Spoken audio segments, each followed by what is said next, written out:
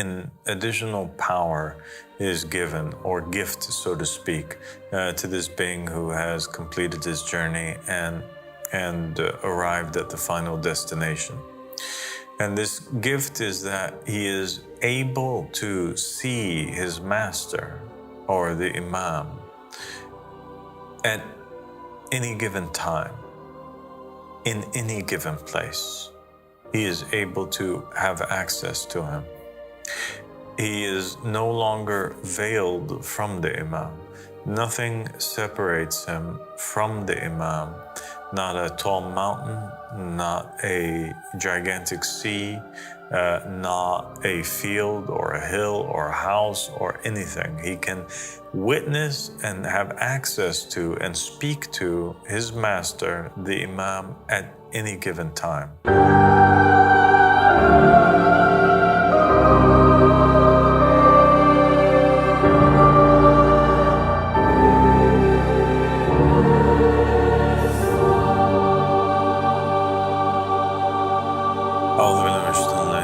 Bismillahirrahmanirrahim. Allahumma salli ala Muhammadin wa ali Muhammad al-A'imma al-Mahdina wa sallam taslima. Assalamu alaikum wa rahmatullahi wa barakatuh. My dear brother and companion, Ali Rizza. Alaikum salam wa rahmatullahi wa barakatuh. Abu Sadiq. Thank you for joining me.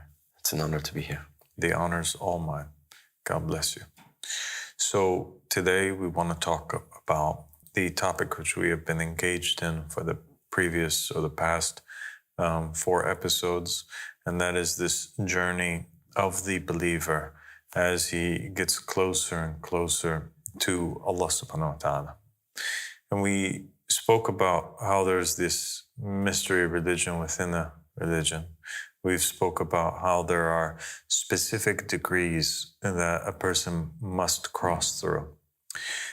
These degrees which we spoke about are not hypothetical, theoretical degrees. There is real evidence of their existence, and it's been not only alluded to, but explicitly stated in books such as Al-Hafth al-Sharif, whereby there are a couple doors that speak specifically about the journey of a believer upwards and the journey of the disbeliever downwards, and how there are stations in each of these paths. So there's a good path and there's a bad path. There's the path of the right hand and there's the path of the left hand. And each and every one of them leads towards a station at the very end. In regards to the path of the right hand, it's said that the final destination is mentioned in the Quran in the verse where it says, "And to your Lord is the final destination," or "And to your Lord is the final goal." And so the final station is the throne of Allah subhanahu wa ta'ala. It is becoming a caliph of Allah subhanahu wa ta'ala. It is a station whereby the believer who's walked down that path has come to fully know God, and he's elevated in degrees, elevated in rank, elevated in station. He has become full in his knowledge and knowing of the Almighty and his embodiment of the characteristics of good, that he has become complete. And Al-Hafth al-Sharif goes on to state that he also becomes free, that the chains that are on the rest of the servants fall off of him, and he goes away out of the category of being an abd, or a servant, to being a person who is free, right? And it states that he no longer needs, for example, food and drink. He has reached a state of enlightenment that he has full control over the necessity to have this intake of food and drink. And it mentioned also in Al-Haft Sharif how there will be these certain individuals. And by the way, you have stories like this also that exist in Jewish sources, right? And Christian sources where there will be, for example, Abraham, and he will be visited by a group of people, or there will be other believers who are visited by a group of people. And these individuals will come to them, appear to them, they will sit in their home, they will be offered food. The food, for example, would disappear from the plate, and then the host would assume that the individual is eating from it, and then they'll take a second look and the food comes back into its place, and they'll realize that they actually have no need for food or have no need for drink, and that it's just an illusion, and that this person is somebody who is of a higher rank or a higher degree. Another one of those things that the believer achieves at the end of the line that's mentioned in Al-Haft Sharif is that this individual who reaches the final destination is able to rise up to the heavens and come back down to the earth at will. So this person has access to the kingdoms of the heaven. He's able to, at any given moment that he wishes, to rise up and go, for example, on a night journey. He can project his soul. He can go on these astral projections. In one of the books, the Bhagavad Gita, they have this section in there which talks about how the ascended master can project himself to different planets by shooting his soul off. And they have this beautiful painting of this man in meditation, and his soul or his consciousness is being projected to a different region or a different place, even though his physical body is there. He's able to see in the Malakut like Bal'am ibn Ba'ura did, or so many of the other enlightened individuals.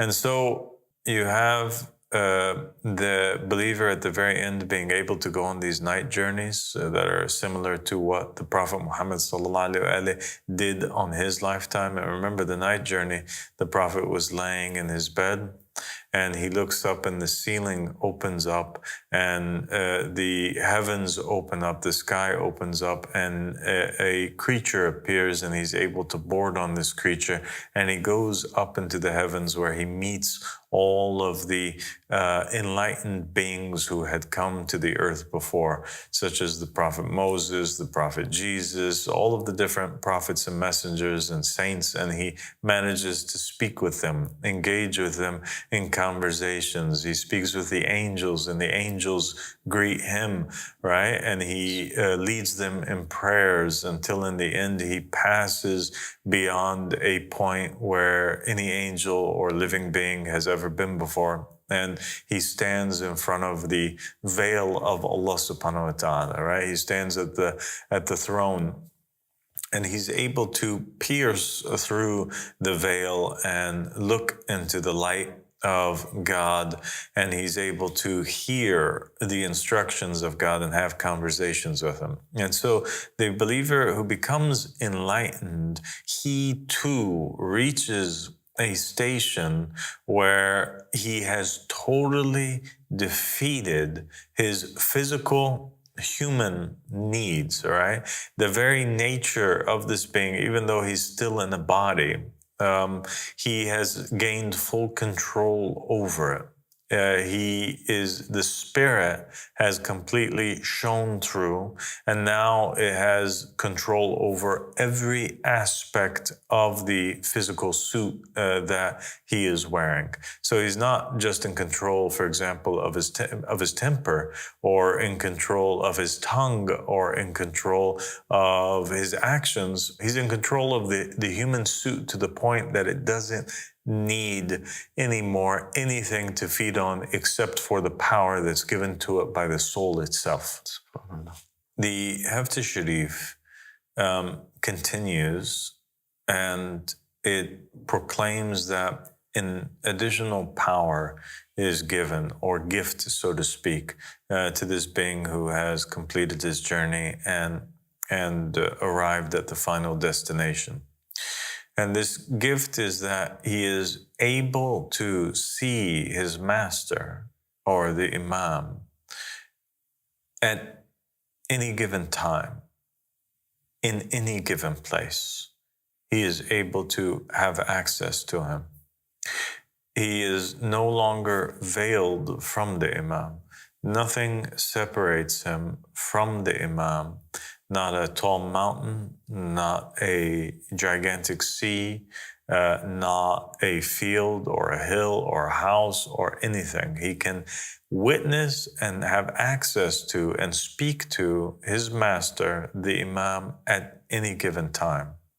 And so this represents a sort of opening that takes place between the believer and between the imam, whereby he's given 24-hour access to the imam. And we know that there are other narrations from the Ahlul Bayt alayhim salam that described incidents or individuals who had reached similar ranks or stations with the imam. There are narrations that describe how Malik al-Ashtar, for example, had reached to such a degree that if Imam Ali alayhi salam was far away from him, he could still hear Imam Ali's weeping from a distance, right? Or his speaking from a distance. And so he had access to the Imam. The boundaries, right? Or the limitations of the physical ear or the human body was no longer there. His soul broke through and now he had access to his imam. And this is extremely important because a person who has constant access to their imam, they would reach a certain degree or level or rank of infallibility, because you can't make mistakes anymore if you always have somebody that would give you the right answer, and if you're always constantly reminded of the presence of the imam. And that's really interesting, because you find in other narrations, for example, one of the companions of Imam as-Sadiq alayhi salam, in one tradition, Imam as-Sadiq reveals to this individual a secret, and he enlightens him, and he wipes over his face. And then the companion goes forward, and in every direction that the companion looks, he finds Imam as-Sadiq. He looks to the right, he sees Imam as-Sadiq alayhi salam is standing there at a distance watching him. He looks up into the sky and he sees Imam as-Sadiq alayhi salam is up in the heavens above looking down on him, right? Similar to that painting where you have Arjuna is sitting there after seeing the true form of Krishna, and you see Krishna with 1,000 faces in the sky looking down on Arjuna. The companion is shocked. He begins to run. He jumps into the water, falls down, almost drowns in the sea. He looks in the waters, and what does he find? He finds Imam as-Sadiq alayhi salam in the sea, also looking back at him. And in every direction, everywhere he would look, he would see Imam as-Sadiq alayhi salam. Yes. And that reminds us all also of the words of Jesus Christ and some of the Gospels, where he said, turn over a stone and there I am, split open a tree and there I am. So there's this notion that is existing in these traditions and in this book, whereby Al-Hafs Sharif is showing us that the Imam or his soul is encompassing the entire physical creation, the universe, and all where it is, and that the believer who's on this path, he's been asleep, right? As Imam Ali alayhi salam said, the people are asleep, but if they die, they wake up. And before this individual passes from the world, he's able to kind of wake up to a certain degree to where he realizes this truth, and he has constant access to the Imam wherever the Imam might be, and he gains a certain level of infallibility. And so he recognizes, he knows his Lord. The final destination was knowing he came to know his Lord, and he became awakened to these truths, and these gifts were bestowed upon him. Now, the question becomes, okay, well, how wonderful is that? I too would like to be free from the limitations of my physical body. I too want to know Allah subhanahu wa ta'ala and my Imam in the greatest way that I can. And obviously, as we've spoken before, nobody can know God directly. It is an impossibility. You can only know God as much as you know the Imam, alayhi salam, right? Because people learn from something which resembles them, right? Yes. So that's where the starting point is that God sends us this guide, and we have to submit to this individual in order that he leads us through these varying degrees. You have this verse in the Holy Quran. It says, Bismillah ar-Rahman ar-Rahim. إن الله وملائكته يصلون على النبي يا أيها الذين آمنوا صلوا عليه وسلموا تسليما. And the meaning of this verse is, verily Allah and his angels pray upon the Prophet, right?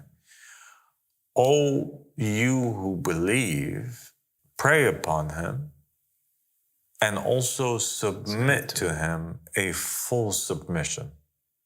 And so there's this idea there, this commandment that we have, this importance that's placed upon this act, which is to submit a full submission to who? To Muhammad and the family of Muhammad alayhi salam. Submission is the key. Imam Ahmad al-Hassan alayhi salam, when he was giving the believers an advice on what it is to do, he said that on this path, people have to have patience, and then patience, and then patience, and then submission. In fact, the story in Surah Al-Kahf, which is the one of the righteous servant and Moses, that is a story of submission. Yes. It is a story of a man named Moses who thought in his degree that he was the most knowledgeable. And God wished to teach him that there were still other degrees that were higher than him, that he still hadn't completed. He still hadn't reached the final destination, the final stage. And so he teaches Moses not to look down upon anybody that's beneath him.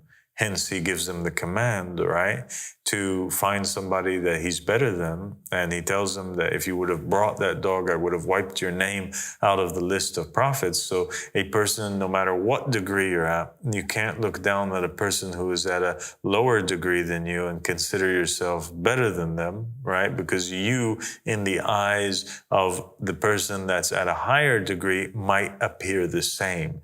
And imagine that. That's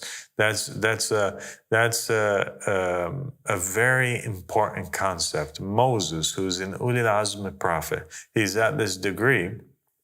God tells him, bring forward somebody who you're better than. He almost brings a diseased dog. He doesn't in the end bring a diseased dog. God tells him, if you would have brought the diseased dog, I would have wiped your name out. That can only mean that in the eyes of somebody who's at a higher station, perhaps the knowledge that Moses had attained was not any better than that of a diseased dog. And everybody has a master, and he who does not have a master does not have an origin, right? Or is a tree without roots. It's just a tree that's dead, that's lying there. And so the story continues, and it's a story of submission. Moses meets the ascended master, or somebody who's at the next rank or at a rank higher than where he is at. And Moses is required to do one thing, and that is to not object to his teacher. He has to submit to him a thorough submission, a full submission. He has to give him full taslim, right? And as that righteous servant takes him through different experiences. Now, the tests that occur as the righteous servant is trying to move Moses from one station to another, because for sure God is good, and God sends the ascended master or the believer in order that he may help his fellow believer, raise him in degrees. As the righteous servant is attempting to raise Moses in degrees, he's teaching him something. He's teaching him something very important. He's teaching him that there is something called perspectives, that right and wrong, right? Halal and haram, black and white are all in the eye of the beholder. And that it's not quite as, as plain as he thought that they would be.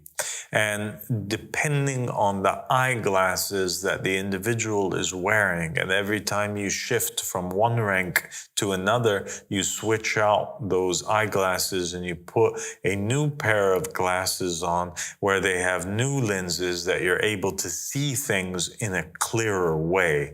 He teaches Moses, right, that the killing of the boy, or the making of a hole in the ship, and the building of the wall, that these actions, and whether or not they're acceptable or not, are dependent upon the intention and the knowledge of the individual. Knowledge, and the attainment of this knowledge can cause an individual to become free, right? And to drop or be able to be free from certain restrictions that maybe they had before. Moses had a certain percentage of ignorance, and due to the ignorance that was in him, he was limited in his actions that he could perform, right, against the evil child, or in the situation on the ship, or in the city with the children that had the treasure underneath the wall. But the righteous servant had more knowledge. And the more knowledge that he had, he became free from the limitations that were placed on Moses. And the Sharia, or the jurisprudence itself, changes. Those laws that were given to Moses are not applicable to the individual who's at the station that is higher. And so now we learn something interesting, and that is that the Sharia itself, the jurisprudence, the law of God, changes from an individual to another individual. And I think that this is very clear in this physical world, where we see that, for example, the jurisprudence, or the law, or the nature that guards the behavior of the animals is much different than the nature and the law and the jurisprudence that guards human beings. And the Sharia, or the jurisprudence of the angels, is also different to the jurisprudence that guards the human beings. And so we can understand, and it becomes clear that the individuals who reach that final station, where they reach the final goal, they will not be expected to be limited by certain acts of worship such as prayer or fasting or pilgrimage, or those things that were given to the people who were at lesser degrees or ranks that came before them. When they have reached that final degree, for them, they would still perhaps have prayer and have pilgrimage and have fasting, but it would take on a different form. They would be fasting from their own ego, right? They would be praying through a different type of act, perhaps their very breaths now, because they see the Imam in every place, and every act that they do by command of God or by command of the Imam. Their egos, their personalities have been completely squashed, and they have united with the light of God in such a way that every breath of theirs becomes an act of worship or an act of prayer, right? And their pilgrimage itself might not be a pilgrimage that it's not required for them to make pilgrimage to, for example, the Kaaba in Mecca or wherever. Rather, their pilgrimage is already complete. It's the true pilgrimage. It's the pilgrimage to Allah subhanahu wa ta'ala, a pilgrimage to the final destination. So submission is required in order to pass through the degrees. And we find also in Al-Haft al-Sharif this incident that takes place where Al-Mufaddal ibn Umar is asked by Imam al-Sadiq alayhi salam about a particular verse from the Quran. And the verse from the Quran is where it says, "O you who believe, if you go into a house, then send salams upon yourselves."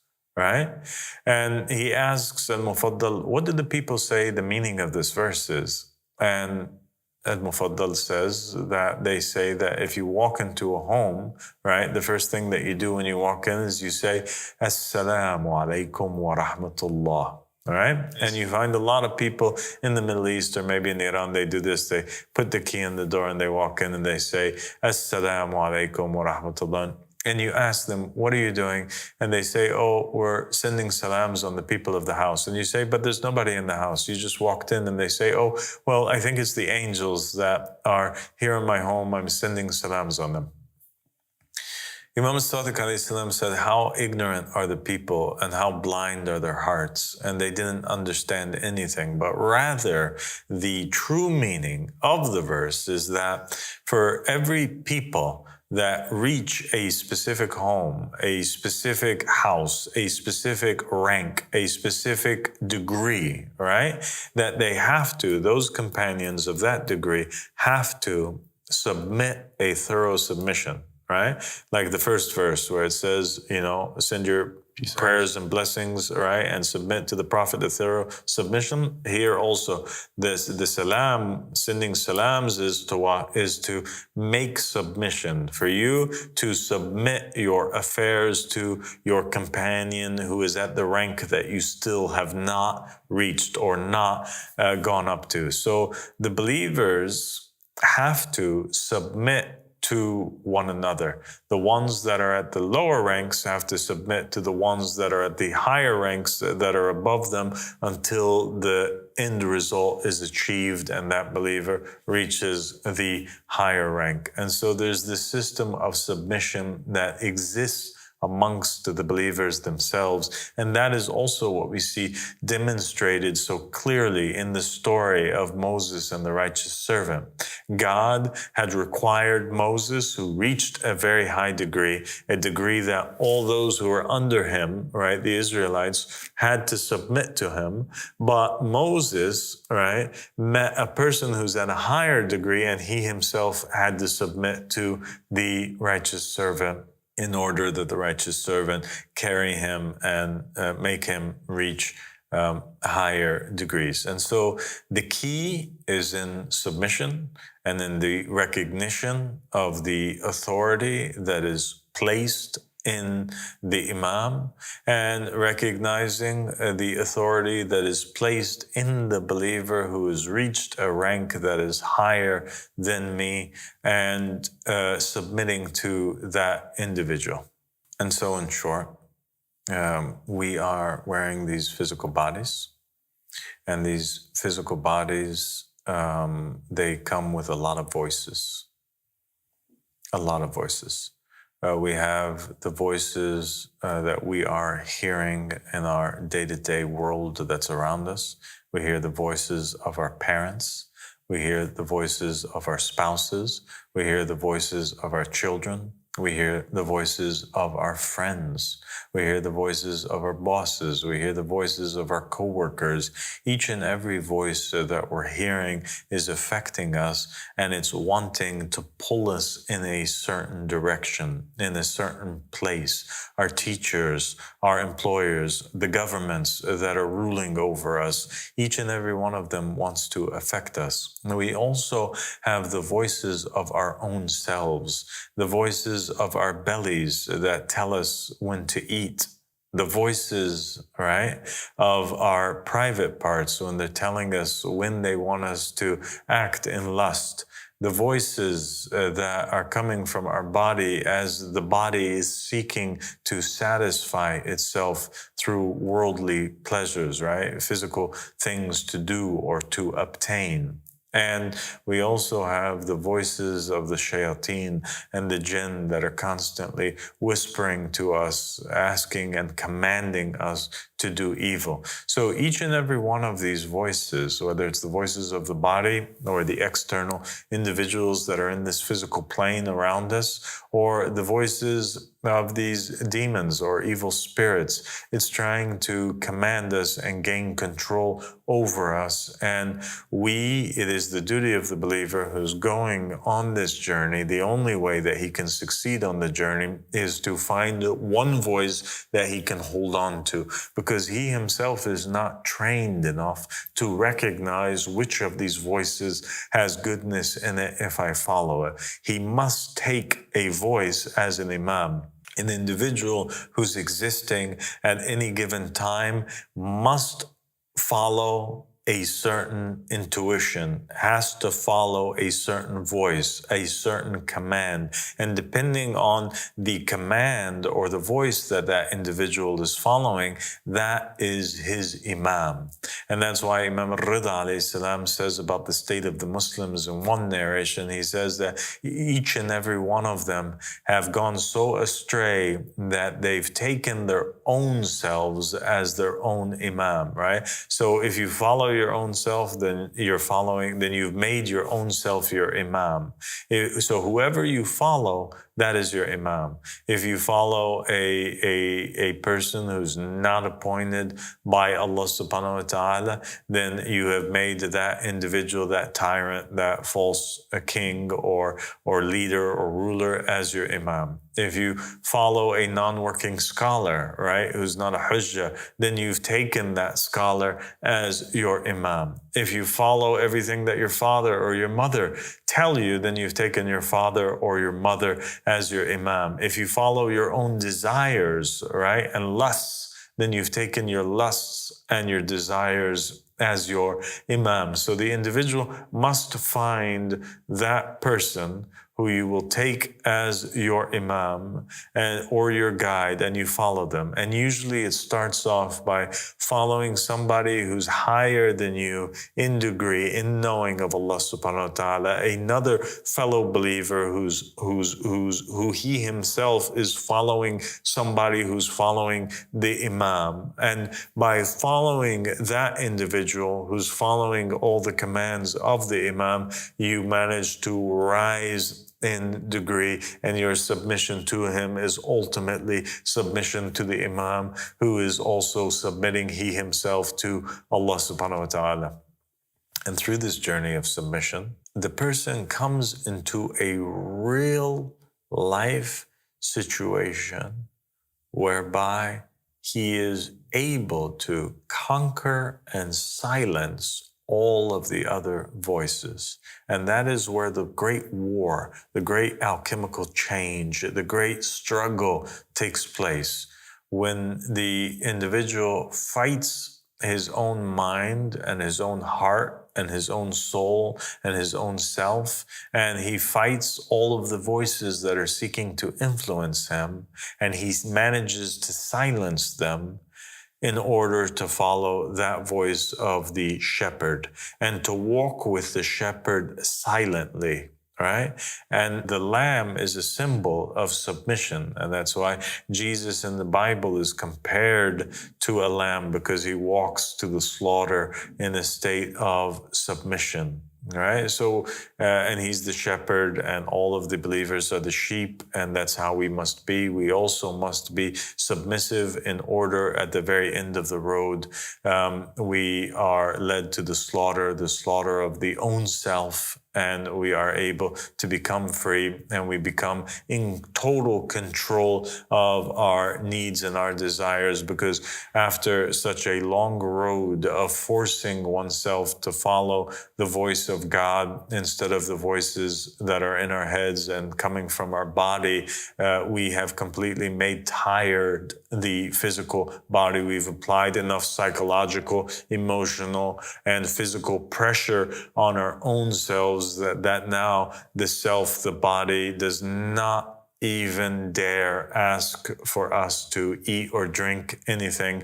It only desires for us to obey the light of Allah subhanahu wa ta'ala, and we succeed and we become free and we take off the chains and we become one with the light of Allah subhanahu wa ta'ala. So today we discussed the basic concept of submission, which is necessary for the believer to rise up through the varying degrees on this journey.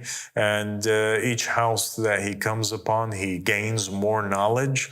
And naturally, as he gains more knowledge in every house, his perspective changes, and the requirements and the expectations of God upon him change, and his actions also change. So the jurisprudence and the law changes for him. And I think mankind as a whole also were kind of going through these evolutionary changes as they shifted from one covenant to another.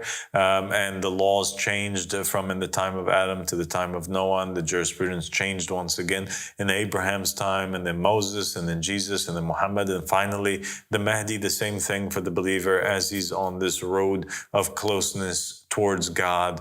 He is changing his perspective, and he's becoming more and more free, and the jurisprudence changes, and he's tested in every station and degree in his submission. And usually the tests that have to do with submission, have to do with the jurisprudence. And inshallah, we'll leave things there. And thank you so much for joining me. Ali Rizan, alhamdulillah, Rabbil Alameen, and sallallahu ala Muhammadin wa ali Muhammad, al-imma wal mahdiyina wa sallam taslima.